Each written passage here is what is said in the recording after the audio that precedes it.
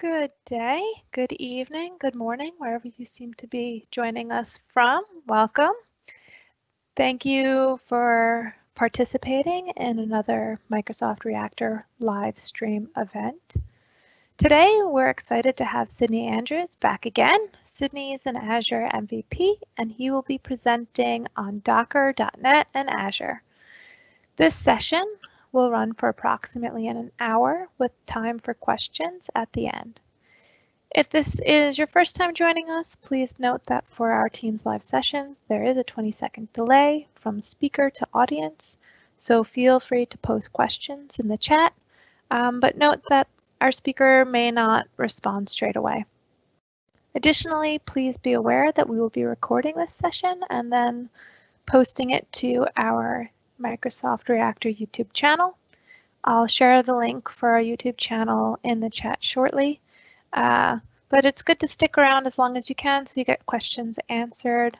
It's also great to have that YouTube for later on as a reference if you need to check in on any information you may have missed. The Reactor program is always striving for new and engaging content. I'm going to probably pop back on at the end of the presentation to send around a survey and ask that you fill that out and send that in just so we can get a better understanding of what the community hopes to gain from these Reactor programming events. At this time, I will pass the mic over to Sidney and let him take it from here. All right, thank you so much, Rebecca. Hey everyone, really excited to talk with you today about Docker, .NET, and Azure.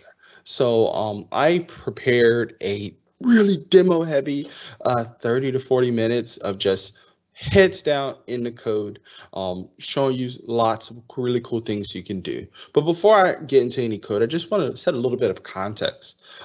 I've been developing in .NET for a long time. I've made some migrations to other platforms. So for example, at one point in time, I did a little bit of Angular. I've done TypeScript. I've gone back and done some Cold Fusion and Java. But I've always liked .NET. But one of the problems I had with .NET for a long time was just it wasn't very portable. .NET was one of those things where it has to be on Windows machines, you dev on Windows boxes, and that kind of just took a lot of the fun out of it. And so with .NET Core, they kind of moved towards a cross-platform vision for .NET. But that problem was also solved by another tool, and that was Docker. Docker really allows us to package our applications, dependencies, freeze it at a certain point in time, freeze it at a specific version, so that we can go in and dev, test it, recreate it without having to worry about different environment conditions or what machine we're running on. It allows us to completely isolate our application. So if I want to experiment with new versions of .NET, for instance, so if I want to experiment with the release candidate of .NET 5, or if I want to go back and use a much older version of .NET Core, even a version that's not officially supported anymore, I can freeze everything in time. And so that's really what the bones of today would be about. Very demo heavy. What we're going to do is we're going to build a .NET application. We are going to take that console application, put in a Docker container, just keep things super simple. After we're done with that, we're going to build a ASP.NET web application. We'll put that in a Docker container. And then we'll take that Docker container, build it automatically using GitHub Actions, and then we'll deploy it to Azure as an Azure web app. So a lot of stuff I'm trying to do in a half an hour. So I'm just going to dig right into it. We have the Q&A. I highly encourage you to go ahead and use that Q&A. Ask questions as we go. I'm going to keep trying to answer this as much as I can. You should see 3 published answers in the Q&A already. Those published answers have links to Microsoft Learn modules. I'm going to recommend you check out if you're interested in what you learned today. And it also has a link to a GitHub page with all of the sample code for what we're going to do today. So without further ado, let me introduce you to my dev environment. I basically have Docker Desktop running. Docker Desktop is running within Windows Subsystem for Linux. So that gives me a couple of really great advantages. That means I can go to Docker status. Oh, actually, hold on a second. Docker. This is the fun part. The very first thing I was going to demo, I forgot what the command was. But I was going to actually just show you real quick how to check the status of Docker, I thought it was Docker status. It's Docker context, and just list it out. So I have access to Docker from my Windows box, and I also have access to it from an Ubuntu Windows subsystem for Linux 2 machine. So I could same command, Docker context ls, and I have access to Docker from both places. If you haven't tried Docker and Windows subsystem for Linux 2, I highly recommend it. It boots really fast. I'm running it on a virtual machine within my desktop, running only on 8 gigs of RAM, and it's running like a dream. So it's pretty great if you haven't tried that before. For development, we're going to be using Visual Studio Code. I really like cross-platform, so you're going to see a lot of code stuff happening here. And then every once in a while, I'll use the browser. One of my rules is I try to keep things zoomed in, but if at any time you feel like you can't read the text on my screen or you feel like I need to zoom in, just pop it in Q&A and I will zoom in even further. All right, let's get started. So the first thing I'm going to do is create a console application. So .NET, well, let me cd into my downloads folder, and within Windows, my downloads folder, it doesn't have much, so I'm going to create a new directory using mkdir or mkdir. I'm going to call this reactor and cd into that reactor directory. Now I'm going to use the .NET new command. If you've never used that before, you could just run help to see all the different options. It allows you to create different project types. I'm going to create something called a top level program. So .NET new script. And a top level program is just a really, really cool thing where, actually, you know what, let me open this with Visual Studio Code. It's a really, really cool thing where we can write a really simple console app without all the classes and stuff. So fun fact, if you ever want to open Visual Studio Code, you can open it for the command line, but just type it in code and then the directory you want to open. If you want to open a current directory, just put in dot. So code dot opens Visual Studio Code in the current directory. So I created a new top level program. It has a CS project file. We're running .NET 5, and we're exposing ourselves to any preview versions of the C# language that are available. And then this is the actual entire application. We're just writing out hello world to the console. So .NET run, and it'll just print out hello world. Now, if you've been to any of my other sessions, you know I like to pull in colorful.console as a NuGet package. That's just a really cool library that allows you to write ASCII art. I'm going to delete all of this using static colorful.console. This gives me all the static methods in that namespace, just as like plain methods within here. One of them would be colorful.console.write ASCII hello, comma reactor, exclamation point. This is my super complex console application. So .NET run, everything's beautiful. It's going to run on my machine. Now I'm running a release candidate. I believe I'm running, let's do .NET list SDKs. I believe I'm running release candidate 1. You know, there's definitely older versions, newer versions, stuff like that around. But what's really interesting to me is that I want to freeze this in time. So even if .NET 5 releases, newer release candidates come out, I want to make sure my application always works. And that's where Docker becomes really interesting, because I can create a file called a Docker file that gives instructions on how to create a package that includes my application. Now, Docker files are pretty simple to really work on. You start off with a from statement, and that's basically the image you want to start from. So there's some simple images like Ubuntu or Node and stuff like that, but I want to go even simpler than that. If I go to hub.docker.com, this will take me to Docker Hub. So think of this like NuGet, but for Docker container images, and I can search for great content.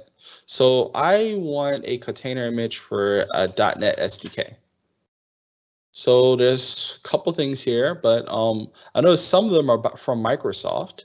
That's interesting. Maybe I do want something from Microsoft. So Microsoft/.NET, it takes me to a .NET Core container image. But if I wanted to use .NET 5, it says, no, you should go over here to these container images for .NET 5. So there's 4 here, and I want to really push you through these. .NET SDK is the SDK you need, just like if you're developing on your local machine, to build .NET applications. .NET Runtime is just the runtime. So very much like you have SDK runtime on your local machines, they have container images already pre-baked with that. .NET ASP.NET is the runtime plus anything additional needed to run web applications. Runtime depths or dependencies is really, let's just say a slimmer version of runtime, but it only includes, it doesn't include the full runtime, just some dependencies you might need if you're running .NET in a self-contained manner. It's a little bit more complex for that, but I think that's about the level of complexity we need to get here. So I want to build my project, so I need to get .NET SDK. Now from here, it says to pull this, I need to do mcr.microsoft.com/.NET/SDK, and then the latest tag is 5.0.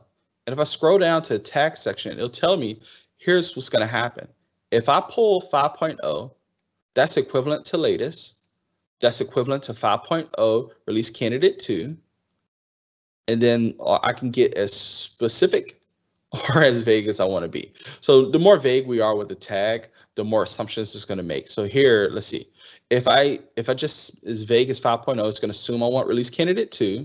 It's going to assume I want to run it on Debian, so Buster Slim, and on an AMD 64 processor. So you can be as specific as you want. There's lots of tags here. I don't really want this to kind of delve into a full Docker discussion, but just want to let you know that there's lots of options here. So let's go back to our Docker file from mcr.microsoft.com.NET SDK version 5.0. That's as specific as I want to be. Now, one of the things I like to do, and it's almost required when working with .NET applications, is I like to set up a working directory. So I don't want to assume anything about this base container image. I don't want to assume where it's going to start me off and what's going to be there. So I'll say working directory, app. Everything I do is going to be in the context of this app directory. Now, the next thing I want to do is tell Docker the first step to building this application is to get the code. So I want you to copy everything from the current folder and put it in the root of the working directory, which is this directory app. Once you're done with that, I want you to run a command. Now, I've been doing .NET for a long time, so I know all the .NET commands. .NET restore to restore NuGet packages, .NET build to build your project, .NET run to execute your project. But there's others. For example, .NET publish. This will allow you to create a build of your application, and you can affect that build in different ways. You can specify a configuration setting and maybe make it release or debug. You can also specify where you want that publish to go. Normally it'll go in the same bin folder as your builds, but you know what? I want to put it in an out folder. So if I hit enter, it's going to publish my application to this out folder. So if I go in here, there's my published application. You know, just for fun, we're going to delete all of this. We don't need it anymore. So I want to run .NET publish configuration release output into the out folder. Final thing I want to do, autocorrect. Final thing I want to do is I want to tell this Docker container image, once you're done, what's the first command you should run? Well, there's a thing called command where we can tell it what to do. So I want you to run .NET, go into the out folder and just run app.dll. Let me show you what that looks like if I do it on my local machine. So clear, we'll publish one more time just for fun. And then we're going to run the .NET file, command, excuse me. Go into our out folder, app.dll.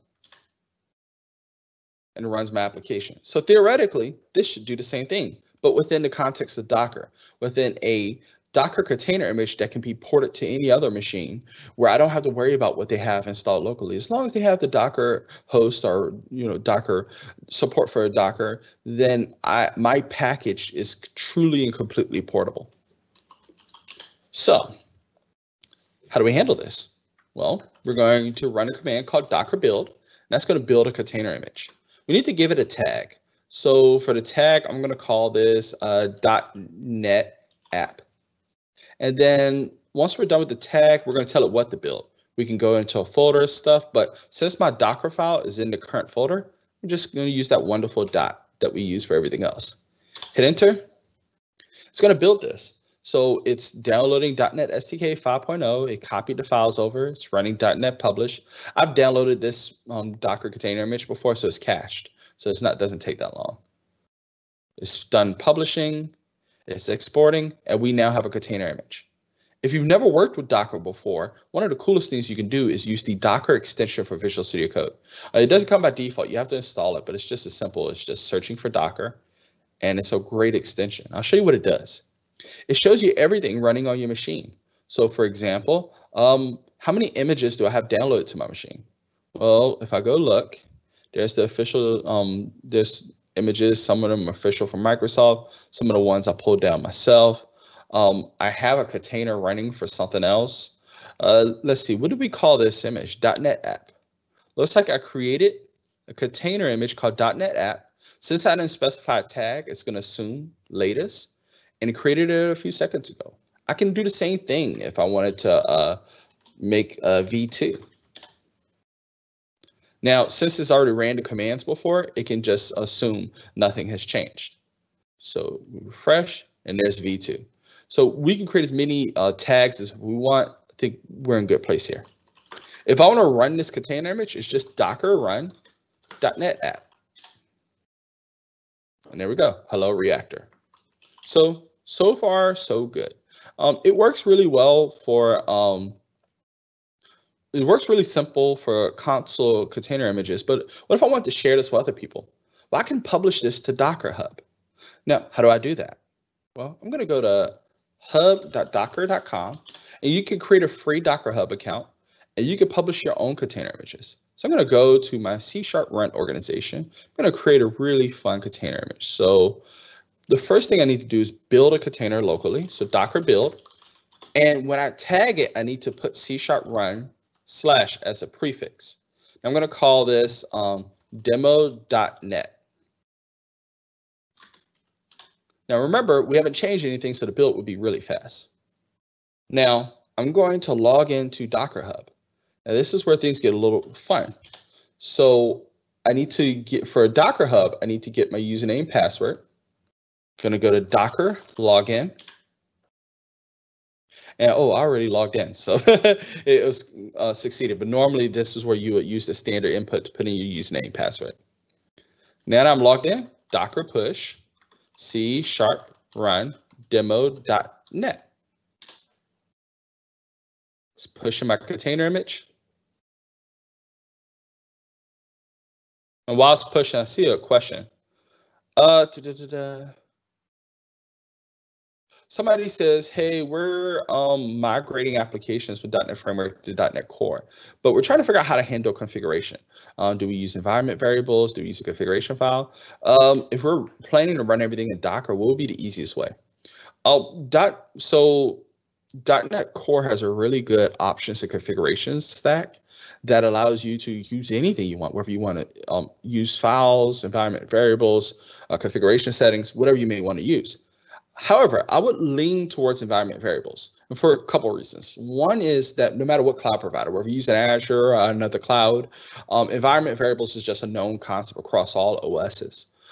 The other thing is, let's say you do go to Azure. The Azure Web App Service allows you to intercept requests for a configuration setting, which is pretty much like an environment variable, and inject the different value in there. So you might publish your Docker container image with some placeholder or empty values, but in production, you intercept any request for that environment variable and inject your own settings. So I highly recommend use environment variables. You can also manipulate the environment variables within the Docker container itself. But by using environment variables, you open yourself up to managing configuration outside of your container, outside of your application. It gives you lots of flexibility in what you can do. All right, so we pushed our container image to Docker Hub. So if I got this right, demo.net. As a matter of fact, I'm going to put this in the Q&A. But anybody who wants to actually play around with this container is docker pull C# run demo.net, and then docker run C# run demo.net. Let me just prove it out real quick. I'm going to pop over to my, I know it's running the same instance of Docker, but that's fine. I'll just pop over. Docker pull C# run demo.net. Docker run C# run demo.net. And I know it didn't download because I already had the image locally, so I'm going to prove to you this really works. I'm going to come in here, stop all my containers. Just waiting for it to stop my web application. I'm gonna delete everything in here. Just have a little bit of fun.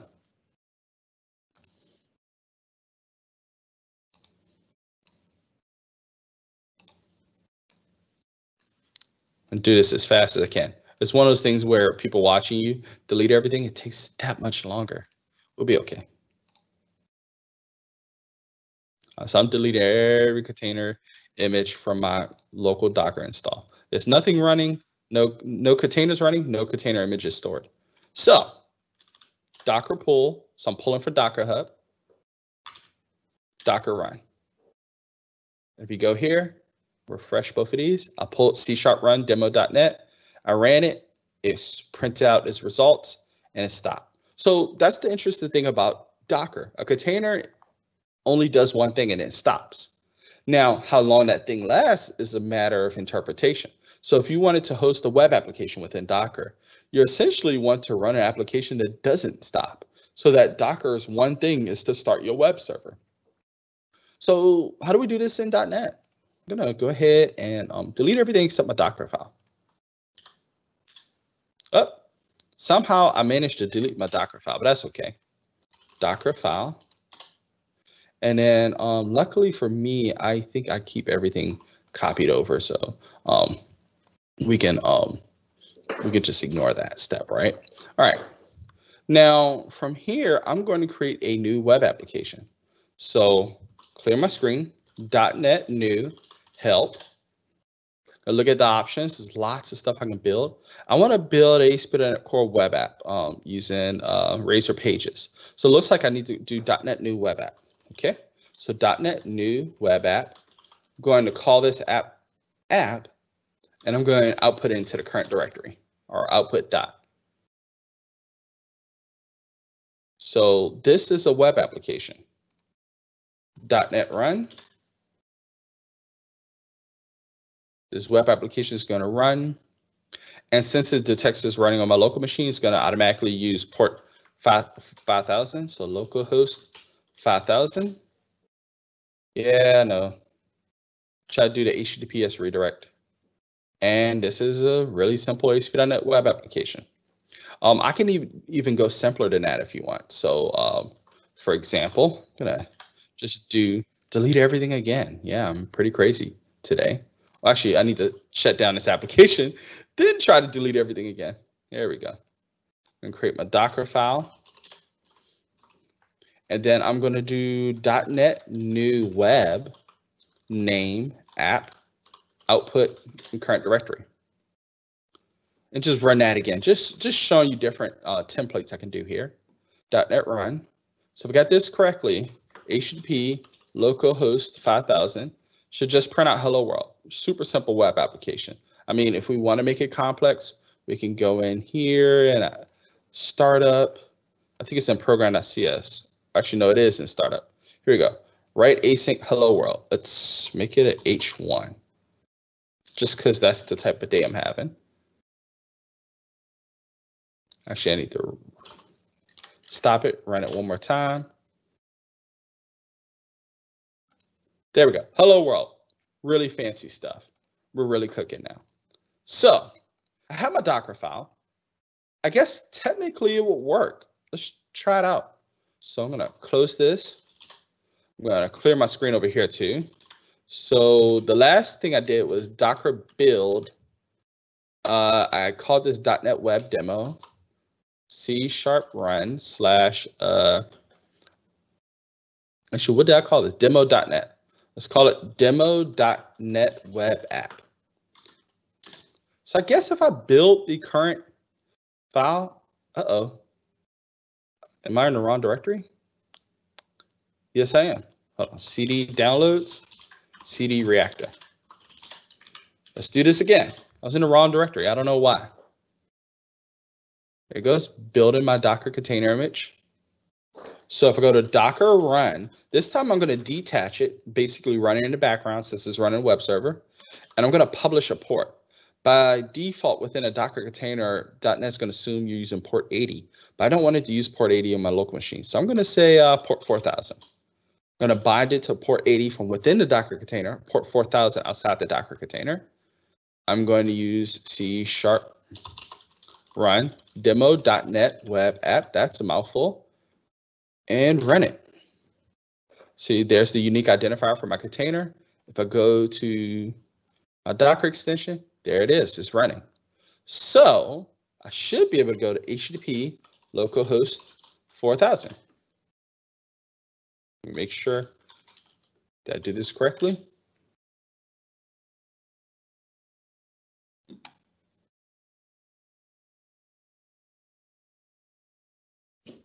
Okay, so almost there, but there's one problem. This .NET SDK container image doesn't have what I need to host a web application. So I need a different container image. This is where we actually can create what's called stages. So I'm going to take this first SDK image and call it my build stage. Now for my build stage, I'm going to go a step further. I'm going to build my application, and then I'm going to create another stage by adding another from statement.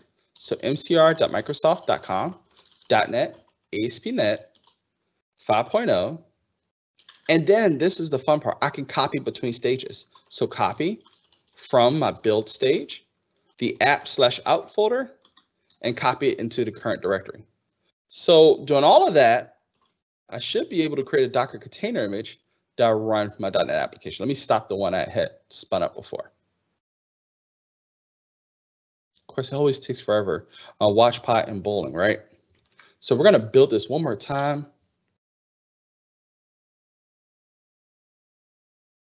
Let's make sure everything's stopped. Yeah, perfect. And it's done building. The next thing we're going to do is we're going to run it. I'm going to go in here, see my container image is running. If I inspect it, I see it's running .NET app.dll. You can see the different configurations, like the host port is bound to 80 TCP. So there it goes. Edge was smart enough to go ahead and refresh once everything was fixed. Hello world. So now that we built this .NET application, and I just put in a announcement in the QA how you can get to my demo.NET one, I'm not going to do the same thing. I'm not going to just publish it directly to Docker Hub like I did with the last one. What I like to do this time is I like to take it a step further, and I like to create a Docker Hub container image, but using GitHub. So I'm going to go to github.com. C# run is the name of my organization. Oh, wrong repo. That's okay. I'm going to create. Well, I'm going to create. I'm going to use a repository called Cool Web Demo, and I just put the link to that within the Q&A. So I just put the link to this GitHub page. Now this is just an empty repo. There's nothing in here yet, but I'm going to go in here. I'm going to shut down this container first. I'm going to go in. I'm going to initialize a new Git repository on my local machine. Now it's going to try to commit everything. I don't want it to do all that. I want to add a git ignore. So .git ignore. So Git only commits the source code, not the builds and all other stuff. If you've never done a git ignore before, there's a website called gitignore.io, and you can put in whatever frameworks you're using. So .NET Core is what I'm going to put in, and it gives you a git ignore file. Super convenient. So I'll save that, and it says, okay, we're committing 8 files. Your CS project file, your settings, program, startup, launch settings, all that stuff. I'll call this initial commit and commit it to my local repository. So far, so good. But if I actually want to send this to GitHub, if I try to push this, it's going to say, you don't have any remotes. Uh-oh. Well, I want to add a remote. Let's see. I can do it via the command line, or I can just copy this. Let's add a remote. I'm going to call this origin. And then if I push, it says, hey, you need to publish this branch master. Are you okay with that? Sure. Let's publish the master branch to GitHub.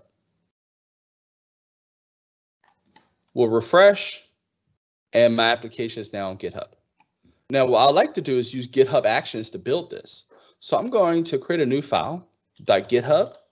/workflows/automation.yaml. This is where I can set up GitHub Actions automation. And I know GitHub Actions is not really the point of today, but I just want you to see that now that I'm using Docker container images, I can just start using all sorts of different platforms. And it doesn't matter to me whether they support .NET or not. So I'm going to create a workflow called Build and Deploy Web App. It's going to happen whenever you push a change to any branch. It's going to have a single job called, I'm going to, by the way, change my indentation to use 2 spaces instead of 4. Going to have a single job called Deploy Docker. Going to name it Deploy to Docker Hub. By the way, if I'm going fast, it's because of the short amount of time. All the code I'm typing in is available on that gist I put in the Q&A. We're going to run this build on whatever the latest Ubuntu box GitHub Actions has available to me. Now I need to make an array of steps. First step, real easy. I'm going to call it checkout code. And I'm going to use a built-in GitHub action called actions checkout. That just takes the code from GitHub and puts it within my runner. I'm going to create another step called push to Docker Hub. In this step, I'm going to use another action provided by Docker instead of GitHub called build push action version 1. Now there's a version 2, but today we're just going to keep it simple. Now they need 3 things for this to work. They need a username, a password, a repository that we want to push to a Docker Hub, and then whatever tags we want to add. So I'm just going to create a latest tag. And you know what? Every time we build, I want to add the run number as a tag. Maybe, yeah, V, whatever the run number is. Actually, you know what? Run number is just fine. Now, what repository do I want to push to? On Docker Hub, I have the C#run org. Demo.net is one of my container images. So let's do C#run demo.net web app. Now I need a username and password. If I go into GitHub, I can go to settings and go to secrets. And this is where I can upload credentials if I want. Now, because I've already set my Docker username, Docker password, I can't read it. I can only update it or remove it. You can create new secrets like test and access it from within your workflows. Since I already have a secret, this is going to be super easy. Docker username, Docker password. I just referenced them by saying secrets.docker username, similar secrets.docker password. This is literally my username password for Docker Hub. Different services support different things. Like for instance, if you're pushing the GitHub packages, which has a container registry, you can use a personal access token from GitHub as opposed to your real password. Lots of cool ways you can do this. So if I got this correct, I can do an automated build commit, push it to GitHub, waiting for it to push. And if I click on actions within GitHub, there's my commit called automated build. It's going to run a single job that deploys to Docker Hub. I'll wait for it to spin up my workflow run. There we go. It's downloading the Docker action. All right. It's checking out my code. Now it's saying, hey, there's a V2 if you want to use it, but I don't care. It's doing my pull. It's pulling .NET SDK 5.0. After it does that, it's going to build my Docker container image. There we go. There's my working directory. Next step should be coming up is the copy step, and then I believe the run.NET publish step. There we go. There's copy, run.NET publish. Then it's going to do another from. There we go. Copy between the 2 stages, and then command.NET app.dll. So it's exactly like we did on our local machine. The only difference is it's actually going to push it to Docker Hub automatically for me. So it's almost there. There we go. If I go to Docker Hub and refresh, fingers crossed, there's my demo.NET web app. And I mean, this is a real Docker Hub container image. So if I go in, just like I'm just to prove it out, I'm gonna do it just like I did last time, which is I'm gonna delete everything locally on my box. So I have a completely empty instance of Docker. I'm going to go over here to the fun stuff. I'm going to pull from Docker Hub. So Docker pull C#run demo.NET web app. Docker run, detach, publish port for port 3000 to port 80, C# run demo.net web app. So if I go into my browser, HTTP localhost 3000. Ha! So I pushed it to Docker Hub. I was able to pull it on my local machine, and we're cooking. And as a matter of fact, I'm gonna take these two commands and put them in the Q&A. I mean, this is really live and public. So if you want to run this on your local box, if you have Docker installed, you're more than welcome to. I just put both of those links in the Q&A. Last demo, and I'll get out of your hair tonight. And again, got any questions, just post them in the Q&A. Really excited to show you all this stuff today. I'm going to take this container image I put in Docker Hub and deploy to Azure. So portal.azure.com. Just be really simple today. I'm going to just sign up with my current account. Oh no, I have two-factor auth enabled. I get in the habit when I present of not having my phone on me. And it always bites me when I need to log in again. All right.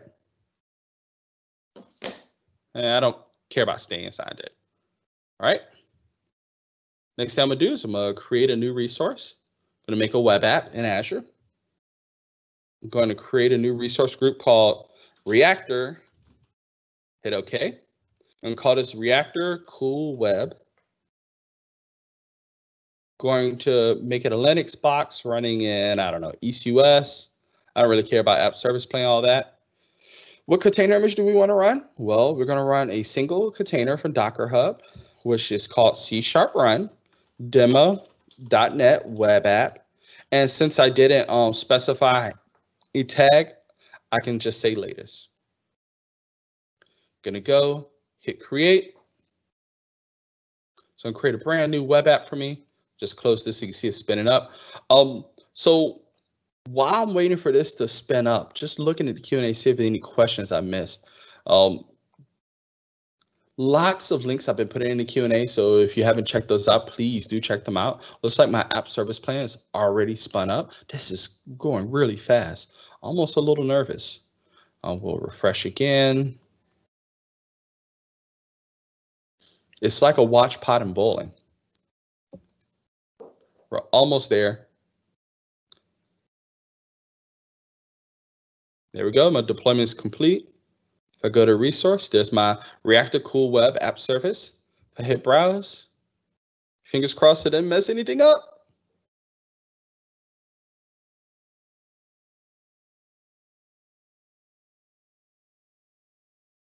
There we go. There's the Hello World web application. So just to go over everything that happened today, we took a ASP.NET web application. I mean, the only thing I did was just manipulate the string a little bit. We put a Docker file so that we can build it within Docker. So it's a portable package that we can deploy across different environments, whether it's local, whether dev environment, where we're using a production environment. We deployed it using GitHub Actions to Docker Hub, and then we use that container image from Docker Hub to deploy to Azure. Really good question. Somebody says, hey, can we deploy container images other places? Yes. So if you build a container image locally, you can just dev locally, never leave your local space. You can set up really advanced systems. If you never want to deal with the cloud, for example, your company can install Azure DevOps on local hardware and use Azure DevOps to do all your container builds and push to local machines. If you're doing the cloud, you can push to Docker Hub for public container images. I only did that today because I want everybody to be able to pull my container images, but there's lots of other options. For example, you can set up private registries in Docker Hub. You can set up Azure container registries, which is, again, another Docker container registry service. You can set up GitHub packages, which is another container registry service. So lots and lots of options depending on what your business needs are and what your goals are. The key thing, though, is the Docker's container images, they're portable in their nature. So if you want to use them publicly, if you want to use them privately, if you want to use them on-prem, if you want to use them in cloud, you're more than welcome to do that. And one other thing you can really do with Visual Studio Code and containers, and this is kind of a really, really cool feature. you can actually run Visual Studio Code within the context of a container image. So what do I mean by that? Well, you could take Visual Studio Code. You could say, you know what? I want to open this workspace within a container image. Now, you can specify that using a code workspace file, or you can actually run a container and attach Visual Studio Code to it. So it makes it really interesting because now I can actually create a development environment within a Docker container image. And that's my environment where we're in dev, where we're in test, where we're in prod. We don't have to worry about this whole scenario where the whole works on my box syndrome. Now, somebody says, hey, do we have other places to go to learn more about this? Yes, we do have a organizational GitHub where we put a much longer version of this talk. Usually when we go talk at events, we usually do, this is a 2-hour long hands-on intense workshop. So obviously we didn't do that today, but if you want to actually walk through the entire workshop, all the demos and all the craziest stuff, I just put that link in the Q&A. I think under Jay's question that was just posted, I responded to that with the link. I'll also make an announcement in the Q&A. Again, if you want to dig into this deep and go into the rabbit hole, I highly recommend you check that out. Lots of really cool stuff to do there. So my last question, somebody says, hey, what if we want to deploy to like local Kubernetes? One of the cool things about everything I shared today is that this is just Docker. So you can deploy whatever Docker container images you want to Kubernetes. Just because we're putting .NET in a Docker container image doesn't make it not Docker. So it's still Docker, it's still packaged, you would still dev in it very much like you would put any other application, whether it's a JavaScript application, a Java application, or any other framework, there's still Docker container images. I added GitHub workflows in at the end so I can push to, as just a way to show you to push to the cloud, but you can completely omit this step if you want to. You can run GitHub Enterprise and only push to local container registries. You can run Azure DevOps on, if you want the CI piece, there's lots of options where you can run CI in your local infrastructure and deploy locally, but the actual Docker part of it, the .NET part of it, it doesn't matter where it's go. If it supports Docker, it's going to work just fine. So if you're doing Docker builds locally, you're pushing to Kubernetes, you're doing Docker builds locally, you're pushing to a raw Docker host, it's all going to work just the same. So with that said, some amazing questions in the Q&A. Thank you all so much for hanging with me towards the end. I think Rebecca has a couple things about the survey and next session is coming up that she's going to jump in with. But again, thank y'all for having me. Really excited to show this stuff. I put the link up, the gist up, lots of links in the Q&A. So if you haven't gone over there, lots of links to look at. The thing I really want to call out though, before I hand it off to Rebecca, I know I just said I was going to hand it off, is I have 2 links to Microsoft Learn. And these are tutorials. If you want to just, get started with Docker containers or learn how to run a Dockerized application within Azure Web Apps, these are 2 Microsoft Learn modules that take you step by step through it, and they don't require you to have your own paid Azure subscription. If you go to the exercise, it'll actually spin up an Azure subscription for you so you can try it out without having to worry about it. So again, try out these Microsoft Learn modules. Thank you everybody for hanging in there.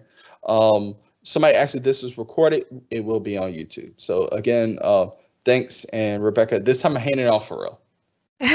Thank you, Sidney. Yep, just stand by 1 second here.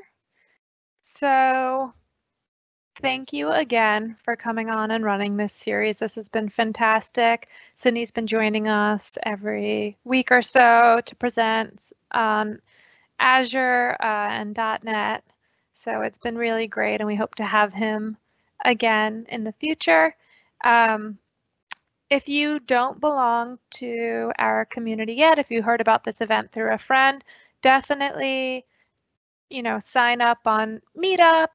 We have about 13 reactors located internationally. So we have, different time zones, and depending on the time zone, we have additional Meetup events occurring. So if you happen to have an off schedule, certainly feel free to go around to those other Meetup pages and see if there's any other events that maybe fall in a weird hour for you, like a 5 in the morning or a 10 o'clock at night, because there's definitely a lot more content that's coming out. It just might not necessarily always be in your location. We also have, to make it a little bit easier, our MicrosoftReactor.com website, which has all of the calendars there as well, so all in one place, so you can check that out. We've recently started a newsletter that you can sign up for if you want to get alerted to like more of the localized and I don't want to say more interesting, but just highlighted events that we're featuring. We definitely have a lot of stuff coming through. We have multiple events every week, so it can get a little bit overwhelming, and there's a few that we just kind of call out because we think, you know, they're unique compared to some of the other things that we're pushing. Sign up for our Twitter, so you can get alerted to any events last minute. If I dropped it into the chat box, but if interested, please fill out a survey. The event code is 11744.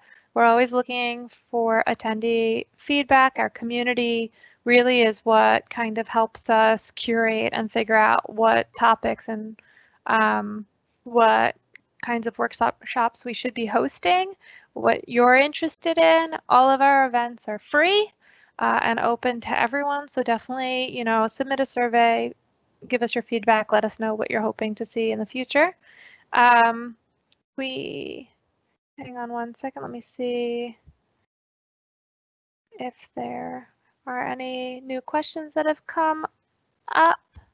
I think we've covered everything. So at this point, I'm going to say thank you to everyone. Thank you again, Sidney, for joining us for this evening and presenting on this great topic. And if you have more questions, you can always feel free to reach out to myself or one of the other Reactor hosts, and we'd be certainly available to either answer those questions directly or reach back out to one of our presenters to also follow up on those questions. At this time, I think we will call it an evening. So thank you again. Take care.